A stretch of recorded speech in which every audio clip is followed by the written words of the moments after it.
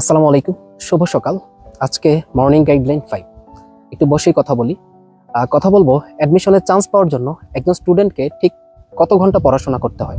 আমি যে উত্তরটা দিব তুমি হয়তোবা একটু ভিন্নধর্মী উত্তর এটা পাচ্ছ এবং হয়তোবা এই ধরনের উত্তর আর তুমি শোনো নাই। তার আগে তুমি আমাকে একটা অপশন বাছাই করে দাও।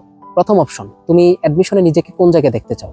প্রথম অপশন হচ্ছে যে কোনো রকম একটা জায়গায় চান্স পাওয়া, মানে লাস্ট পজিশনে ওয়েটিং থেকে বা যে কোনো একটা জায়গায় চান্স পাওয়া। দ্বিতীয় অপশনটা হচ্ছে তুমি নিজেকে একটা ভার্সিটিতে টপার হিসেবে দেখতে চাও। কোনটা চাও?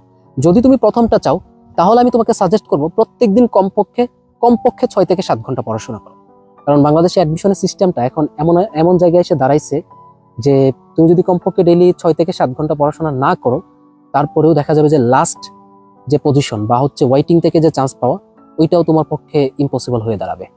আশা করি বুঝতে পারতেছো। কারণ এই জিনিসটা তোমরা তখনই রিয়েলাইজ করতে পারবা যখন কয়েকটা পরীক্ষা দিবা। পরীক্ষা দেওয়ার পর তখন তোমরা এটা খুব ভালোভাবে রিয়েলাইজ করতে পারবা যে আসলে কতটুকু কম্পিটিশন।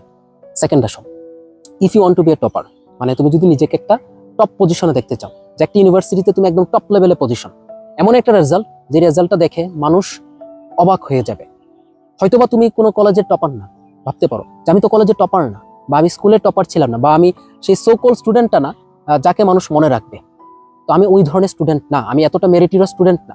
বিলিভ মি, তোমার এত মেরিটিয়াস হওয়া লাগবে না। তুমি ঠিক ততটুকু পরিশ্রম করো যতটুকু পরিশ্রম করলে যখন তুমি পড়ার টেবিল থেকে উঠবা তখন তোমার কোমর ব্যথা করবে। ঠিক ততটুকু পরিশ্রম করো, ঠিক ততটুকু পড়াশোনা করো, মানে যতটুকু পড়াশোনা করতে করতে তোমার মাথা ঝিমঝিম করে। এরপরেও মানুষের যে রিলসের এডিকশন থাকে না, যে রিলস দেখতে দেখতে বলে যে আচ্ছা ওঠার সময় আরো 10টা মিনিট দেখি। তুমি পড়াশোনাটাকে ঠিক ততটাই ভালোবাসো বা ততটাই এটার সাথে অ্যাডজাস্ট করে নাও যে পড়ার টেবিল থেকে ওঠার সময় তুমি বলবা যে আচ্ছা আর 10টা মিনিট পড়ি। এমনও তো হইতে পারে আমার কোনো না কোনো আশেপাশের মানুষ হয়তো বা আমার থেকে 10টা মিনিট বেশি পড়াশোনা করছে, ওই জিনিসটা তুমি ভেতরে ফিল করো। মানে পড়াশোনাটাকে নিজের সাথে অ্যাডজাস্ট করে নাও এবং এতটাই পড়াশোনা করো যে তুমি যাতে অসামাজিক হয়ে যাও। মানুষ তোমাকে অসামাজিক বলবে। বন্ধু বান্ধবের সাথে তোমার কোনো যোগাযোগ নাই, বা তাদেরকে দরকার ছাড়া কোনো টেক্সট দেও না, কারোর সাথে কোনো কথা বলো না, কারোর সাথে তোমার আড্ডাই নাই, বা হচ্ছে কারোর সাথে বের হচ্ছ না, মানে ঠিক ওই লেভেলের ধরো অসামাজিক মানুষটা তুমি হয়ে যাও। কারণ বিলিভ মি, এই 6 থেকে 7টা মাস ধরো তুমি যদি অসামাজিক হয়ে থাকো, মানে তুমি এমন একটা রেজাল্ট করলা, যখন রেজাল্টটা আসবে তোমাকে এখন যারা অসামাজিক বলতেছে বা সোকল আতেল বলতেছে, একটা সময় দেখবা ঠিক এই মানুষগুলাই সমাজের সব থেকে উপরের জায়গাটায় তোমাকে রাখবে, বিকজ অফ তোমার achievement, because of your result. কারণ মানুষ তোমার পরিশ্রম বা তোমার যে ক্যারেক্টার, এর থেকে বেশি দেখে হচ্ছে তোমার অ্যাচিভমেন্ট কি, তোমার রেজাল্ট কি, তোমার পেছনে কি ট্যাগটা আছে। তো তুমি ওই জায়গাটায় পৌঁছাও। তোমার দরকার নাই এখন এত সামাজিক হওয়া, তোমার দরকার নাই এত আড্ডা দেওয়া, দরকার নাই এর এত উপকার করা, এটা করা সেটা করা, এদিকে ঘোরা সেদিকে ঘোরা, দরকার নাই। তুমি নিজেকে নিয়ে পড়ে থাকো ভাই। শুধুমাত্র ইবাদতের পরে তুমি সব থেকে বেশি প্রায়োরিটি দাও এই সময়ে তোমার পড়াশোনাটাকে। আমি আমার একটা কথা বলি, আমার অ্যাডমিশন টাইমে আমার কলেজের সব থেকে ক্লোজ ফ্রেন্ডগুলোর সাথে আমার 6 মাস কোনো কন্ট্যাক্ট ছিল না। আমার নিজের ফেসবুক আইডি ডিঅ্যাক্টিভেট ছিল, আমার একটা ফেক অ্যাকাউন্ট ইউজ করতাম, আমি ওদের সাথে কথাই বলতাম না। তাতে কি হয়েছে? সময় শেষ, বন্ধুরাও চান্স পাইছে, আমিও চান্স পাইছি। আমার এমনও বন্ধু আছে আমার ইউনিভার্সিটিতে পড়তেছে, বা অন্যান্য বন্ধুরা বিভিন্ন জায়গায় চান্স পেয়ে গেছে বা বিভিন্ন ভালো জায়গায় আছে। কথা বলি না তো কি হয়েছে? এখন তো আমাদের ফ্রেন্ডশিপ আছে, একসাথে ঘুরতেছি, ট্যুর দিচ্ছি, ঘুরতেছি, মানে লাইফ চলতেছে।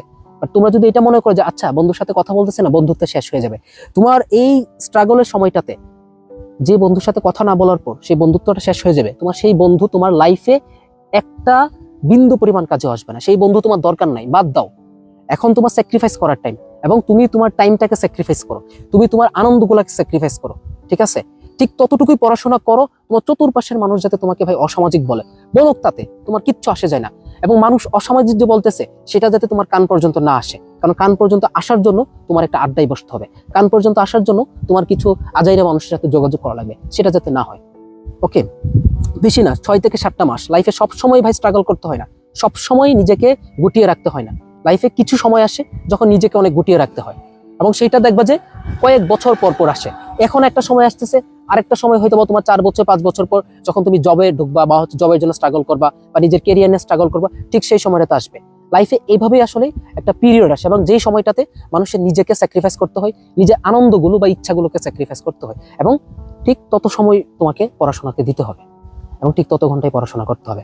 এখন তুমি নিজেকে প্রশ্ন করো যে ঠিক কত ঘন্টা পড়লে তোমার কোমরটা ব্যথা করবে, ঠিক কত ঘন্টা পড়লে তোমার মাথাটা ঝিমঝিম করবে, এবং পড়া ছাড়া তোমার আসলে কিচ্ছু থাকার কথা নাই এই সময়টাতে।